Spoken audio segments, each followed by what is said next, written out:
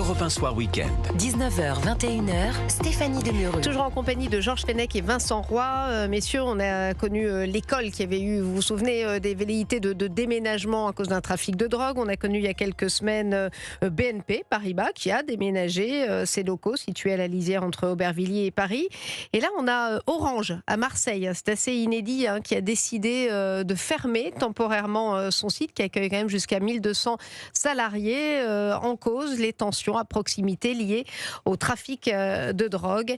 Maintenant, ce sont les salariés, les entreprises qui ferment parce qu'elles sont chassées par l'insécurité. Les entreprises, là, pour le cas qui nous occupe, c'est-à-dire Orange, a décidé de fermer 15 jours pour prendre un certain nombre de mesures aptes à protéger ces salariés. Songez que, je crois, vous vérifierez cette information, mais oui.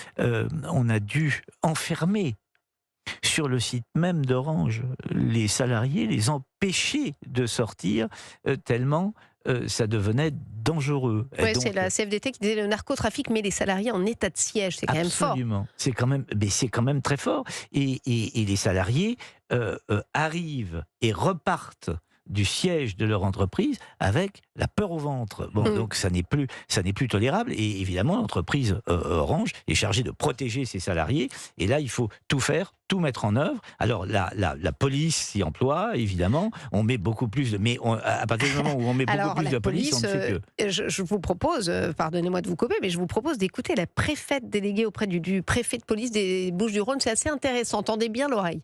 Il est véritablement important, encore une fois, de prendre au sérieux, et je ne minimise absolument pas la position des salariés et la crainte qu'ils peuvent avoir. Il est important de pouvoir les écouter, mais mon rôle aussi à moi, c'est de pouvoir rassurer, c'est de pouvoir ramener de la sérénité et assurer que partout, l'État sera présent et assurera la sécurité et assurera aussi et permettra de lutter contre ce sentiment d'insécurité.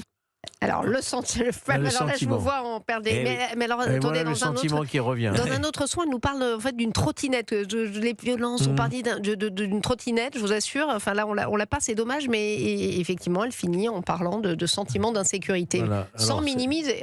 Oui, et c'est toujours le même discours, le bras ne tremblera pas, etc. Oui. Là, vous avez un exemple flagrant. Vous savez, quand on dit que la misère crée de la délinquance. C'est souvent ce que dit la gauche bien pensante, c'est le chômage, la misère qui produit la délinquance. Il faut lutter contre les discriminations. Là, vous avez l'exemple même que c'est tout le contraire. C'est effectivement la délinquance qui crée de la misère et du chômage, puisque les gens s'en vont. Orange veut partir. Vous voyez, c'est donc il faut bien comprendre. 1200 personnes en télétravail, ça fait. J'imagine que ça n'a pas dû être simple pour eux. Non, mais on voit bien qu'on a une société qui est très malade. En réalité, une société extrêmement malade où on n'a plus, non pas le sentiment d'insécurité, mais on a la certitude qu'on n'est plus en sécurité. Voyez-vous, pour que des salariés veuillent partir, pour qu'une entreprise comme Orange veuille quitter un lieu pour être en plus grande sécurité, c'est que l'État a démissionné, n'assure plus en tout cas ses missions. Alors la préfète, je l'entends, elle a un discours très volontariste, très bien. Les ministres qui se succèdent, et M. Nunez a dit qu'il irait une fois par mois à Marseille. Elle parle quand même de sentiment d'insécurité. Et puis vous le disiez, Vincent Roy, les salariés ont quand même été confinés, c'était le 25 novembre, à la suite d'une bagarre entre dealers devant le métro et un nouvel incident qui s'est produit le lendemain. Donc bon, on a vu je veux bien le sentiment d'insécurité. Ça n'est pas trop radiophonique, mais il y a des images. Lorsqu'on regarde les images et que la préfète parle de sentiment d'insécurité, on se demande vraiment de qui l'on se moque. Parce que lorsqu'on voit les images, on sent bien que l'insécurité, elle est là, elle est présente, c'est pas elle un est sentiment, palpable, et que ça n'est absolument pas, encore une fois, un sentiment. Donc, vous voyez, ce type de discours ne me semble pas prompt à régler véritablement les problèmes, ou à tout le moins, à les prendre à bras-le-corps.